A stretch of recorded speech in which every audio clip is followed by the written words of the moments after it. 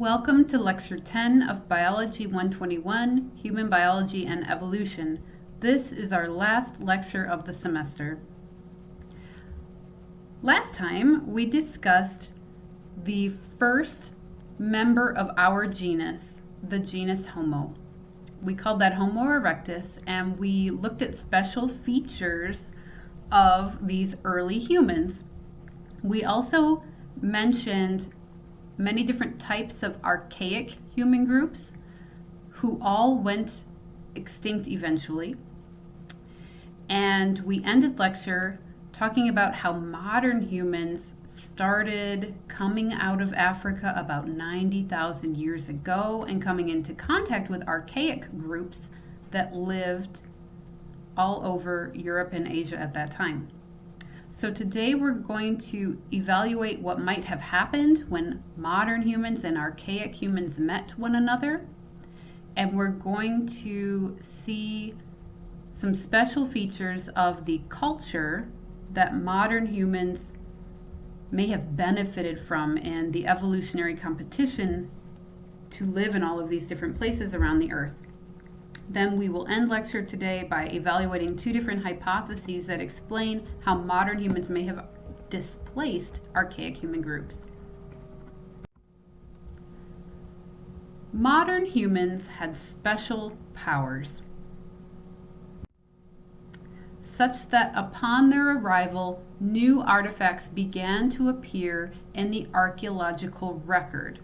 And these new artifacts were different and more complex and more varied than have been known to be associated with archaic groups before the arrival of modern humans. These include pieces of art, like those shown on the ends here, as well as new useful technologies like the thing in the middle, which is an ancient flashlight. So different are the cultural relics left behind by our ancient modern human ancestors that they get a special name. This culture is called the Upper Paleolithic culture, and I am calling it a cultural revolution that swept over the earth like a wave when our modern human ancestors started expanding out of Africa into Europe, Asia, and the rest of the world. This Upper Paleolithic cultural revolution had some clear advantages.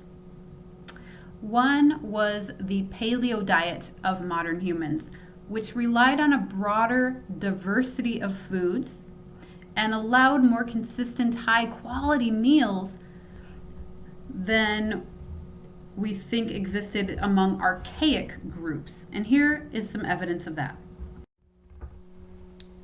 What these data reveal are the number of different types of prey items that have been found at different archaeological sites located in roughly the same geographic area, but at different points in time. So if we look in the upper left-hand corner where it says EPI and follow that row across, this is the number of different types of animals in each animal category that were found in trash heaps in the archaeological site called EPI. Under that is site B, under that is site B1-4. So all of these rows represent different archaeological digs. And then the columns represent the different types of animals found at each site. So fish, birds, mammals, tortoises, and shellfish.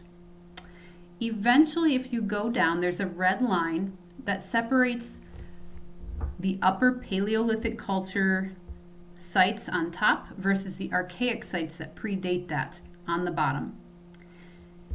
The height of each bar on these bar charts represents the number of different types of species in that animal category that were found in trash heaps at this archaeological site. So for example, if we look at the EPI site, they had a lot of different types of birds, but relatively fewer types of fish.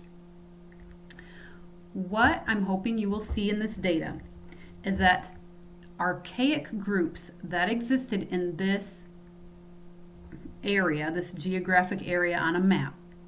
Presumably, even though they had access to all the same types of fishes, birds, mammals, tortoises, and shellfish, they relied heavily on shellfish and tortoises only. Now, why do you think archaic groups may have relied on shellfish and tortoises? Hopefully, it makes sense to you that these are slow moving and therefore easily captured prey items. You can just reach down and pick up a tortoise or a shellfish and cook it up for dinner. Contrast that with the variety of animals taken advantage of by Upper Paleolithic peoples. So these are people who moved in to the geographic area, and at all these different sites, they're having for meals mammals, birds, sometimes fishes. These are quicker moving species that had to be hunted.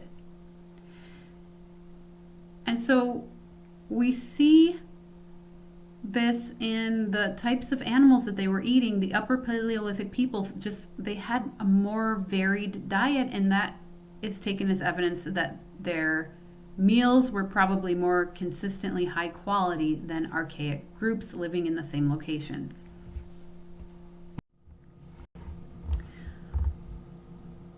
Also unique in the Upper Paleolithic culture associated with modern humans are the types of tools they left behind. These tools were more specialized for a broader array of functions, and many of them appear to have been for food acquisition or food processing, and this could have contributed to our higher quality meals or the higher quality meals of our modern human ancestors. Check this out. These are all tools found in association with an Upper Paleolithic archaeological site. What you see in the upper left-hand corner is a variety of stone tools fashioned for specialized functions. There are some scrapers that look different than cutters versus piercers. We have sewing needles for the first time. So what we see associated with Upper Paleolithic archaeological sites, which are modern humans, is tools specializing for different functions, a broader array of tools for a broader array of functions. Now this one really hits it home for me. In the bottom right-hand corner, these are different fish hooks that target different species of fish. And it's so varied, it reminds me of a modern tackle box that my dad might have in his basement. These fish hooks are designed to match the type of fish that the fisher person is going after. So this is just ingenious to me. And we never see this variety of fish hooks before modern humans come in. Archaic groups just didn't make this level of complexity in tools. It really sets modern humans apart. Another advantage of the Upper Paleolithic culture of modern humans were their weapons. Upper Paleolithic weapons were deadlier and improved hunter safety compared to the weapons found among archaic human groups. Modern human weapons were fashioned from harder and sharper materials like antlers and ivory, which were used for the first time. And these weapons included complex projectiles for the first time in history, like a bow and arrow or an atlatl. Let me explain what an atlatl is. This thing in the rectangular box, the red rectangle, is an atlatl. You hold the atlatl and swing your arm back, and then you put a throwing spear into the atlatl. It docks there, and when you whip your arm forward, it extends your lever arm so that you get more thrust. The arrow can travel further, faster, and therefore penetrate the animal deeper, so it's more deadly, and it increases the distance with which hunters could reasonably send a throwing spear to take down a game animal. There's also evidence of bows and arrows, including rock art, like these petroglyphs, which again increased the speed and the distance with which arrows, these piercing tips of the arrows, could fly from a safe distance. So it increased the deadliness of the weapon and kept hunters at a safer distance than handheld weapons alone. The atlatl and bows and arrows were created by modern humans. They didn't exist in the fossil record or the archaeological record before modern humans spread out of Africa.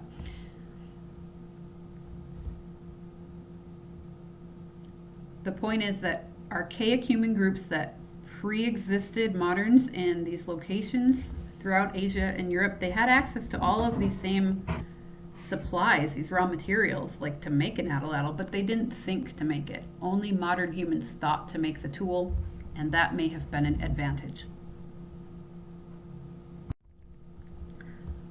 So, what happened to all of those archaic human groups when our modern human ancestors met them? Our case study today about this guy, Svante Pääbo, the DNA hunter, explains genetic evidence that suggests our modern human ancestors interbred with these archaic groups. So as humans spread out of Africa and they met Neanderthals, for example, they left mixed descendants, and that is all of us outside of Africa. So all human beings who trace any portion of your ancestry to outside of Africa, you all contain Neanderthal DNA. People who trace any part of their ancestry to Asia, in addition to having some Neanderthal DNA, also have some Denisovan DNA, because recall from last lecture that Denisovans were an archaic group that existed in Asia prior to the arrival of modern humans. And if you've ever done something like Ancestry.com or 23andMe, they will give you a rough estimate of what percent Neanderthal are you, or what percent Denisovan are you. And how they do this is they look for specific genetic signatures that exist in ancient Neanderthal or Denisovan fossils. So DNA has been extracted from those ancient Neanderthal bones, and DNA has also been extracted from ancient modern human bones that coexisted in the same places with Neanderthals. So there are bits of DNA that exist in modern humans that did not exist in the ancestors of modern humans. Let me rephrase that. There are DNA bits that exist in currently living people that did not exist in modern humans from 45,000 years ago, but did exist in Neanderthals from that time. So we think the way that currently living people got it was that Neanderthals interbred with Cro-Magnon ancestor modern humans, and that led to everyone alive today. The same is true of the genetic analysis of Denisovan DNA. So as a result of interbreeding, many living people have Denisovan DNA. It's in highest frequency among people who trace their ancestry to any part of Asia, and then where ancient people who had Denisovan DNA traveled next. So that would be into the Americas and into Australia. And as I said previously, all non-Africans have Neanderthal DNA, suggesting that ancient modern humans, as soon as they stepped foot out of Africa, they immediately interbred with Neanderthals, likely in the Middle East. And it is the descendants from that interbreeding that spread to the rest of the world. Sometimes students ask me if archaic groups that had evolved from Homo erectus outside of Africa, like Neanderthals or Denisovans, if there's any evidence that they traveled back to Africa. And there is not evidence of this. There's no archaeological evidence or genetic evidence that non-African archaic humans traveled to Africa. So there's no Neanderthal or Denisovan DNA among the gene pool of modern day Africans. Soon after the arrival of modern humans, archaic groups suddenly disappear from the archaeological record. The types of stone tools that they were making stop being produced. Their bones are suddenly no longer found within only a few thousand years of coming into contact with modern humans. So something happens. It seems that modern humans displaced these other groups. What do you think happened? If we were in class, I would invite volunteers to respond. Sometimes students say, well, maybe there was warfare and modern humans killed them. We know that they were interbreeding, so there was some of that. But the percent of DNA in currently living people that traces its origin to Neanderthals or Denisovans is rather small. It's usually under 9%. So they weren't interbreeding equally. It wasn't like 50% Neanderthal, 50% human. Modern humans displaced these archaic groups. Why? Since we were biologically so similar, we had overlapping dietary and shelter needs, so there would have been strong competition. But why did we modern humans win this competition? And there are two main hypotheses: the brains hypothesis and a baby's hypothesis. So let me explain each of these hypotheses to you. The brains hypothesis suggests that modern humans outcompeted archaic groups because we had advanced intellect, like we were smarter. And for evidence, we might look to brain size. However, modern humans didn't have bigger brains than archaic humans. Neanderthals on average had larger brains than currently living people.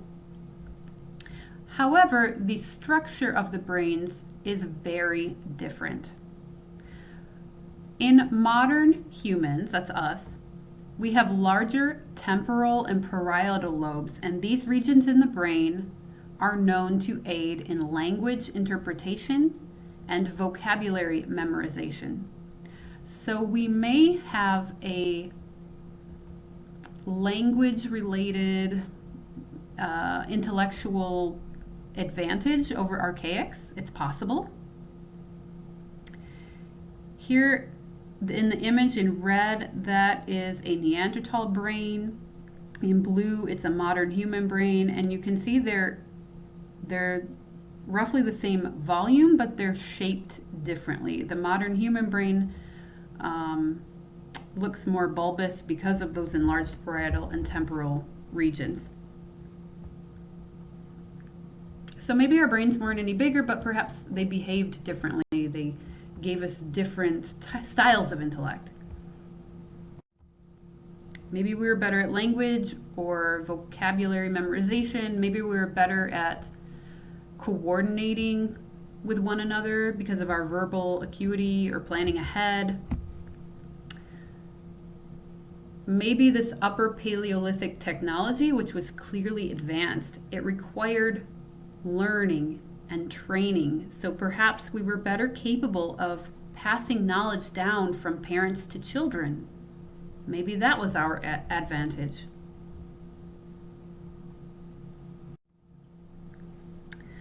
The second hypothesis is the baby's hypothesis, and this is the idea that modern humans may have outpaced archaic groups in their rate of reproduction, meaning that modern humans had more babies over time than did archaic groups. We know that faster rates of reproduction would quickly populate an area with moderns to the exclusion of slower reproducing archaics. And this is a simple mathematical model.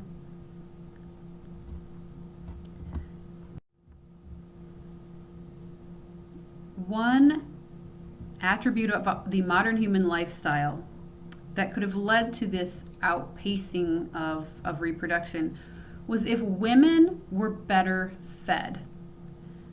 Improvements in female nutrition of girls and women leads to more frequent, successful childbirth.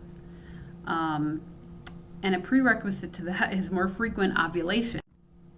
In living women, ovulation, which is when an egg is released from an ovary, ovulation is suppressed during energetic shortfalls. And this could be due to severe dieting or hard work, like extreme athletic events like marathon running. And how this works, here is a graph of different hormone levels in the female body across the month. And what you're seeing is this peak in estrogen in the purple line. And this happens right at the time of ovulation. And it's after this that she is most fertile. So once the egg is released, then the woman can become pregnant. However, check out this green line. This is an important reproductive hormone in women as well. It's called progesterone, and it peaks slightly after ovulation because progesterone functions to keep a pregnancy. It allows a conceptus to implant in the womb. It stops menstruation. So a conceptus isn't just lost. And low progesterone levels have been linked to early pregnancy loss, early miscarriage, and sometimes women might not even know that they had conceived because it never implanted. And so the woman was technically not pregnant even though sperm had met egg and the conceptus existed. If it doesn't implant, she never has signs of pregnancy. So energy shortfalls suppress ovulation and reduce the chances of a successful pregnancy. Here's some data from currently living women that were observed. They're in two groups.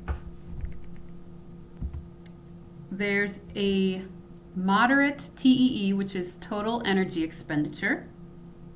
So these would be time points where the woman wasn't as active.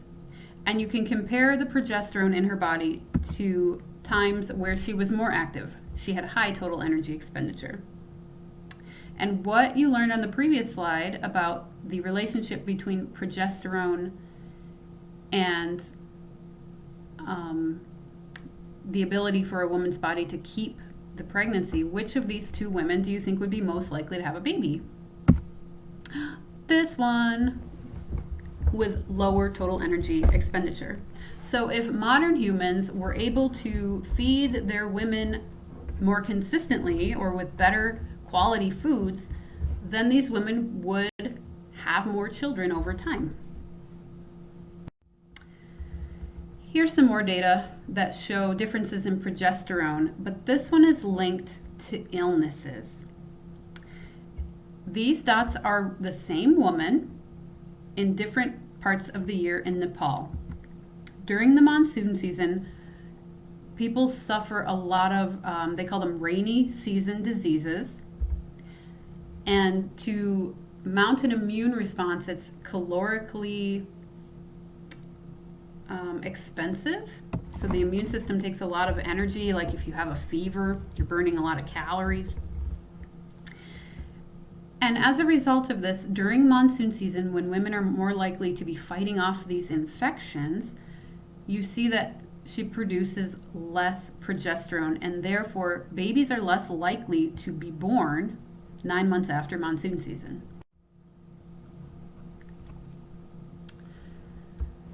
Another piece of evidence supporting this baby's hypothesis is that nutritional supplementation of lactating mothers doesn't actually improve their infant's nutrition. Rather, it hastens her next pregnancy. So if the hypothesis is that modern humans were outpacing archaics in the rate at which the women are having babies, if we think that modern women were eating better, they were well fed, then we know from this piece of evidence that they would have had more children per lifetime, potentially, than archaic groups who didn't eat as well. Faster rates of reproduction would quickly populate an area with moderns to the exclusion of the slower reproducing archaeans. That's the baby's hypothesis. So our ancestors ate well, which led to faster rates of reproduction probably, and we had this different brain structure that allowed the tools that contributed to our ability to eat well. So some combination of these factors enabled us to replace archaic groups upon entering their territories. No direct evidence of warfare has ever been uncovered. It's simply that the archaic groups, their numbers whittle down, and eventually they just aren't found in the archaeological record anymore.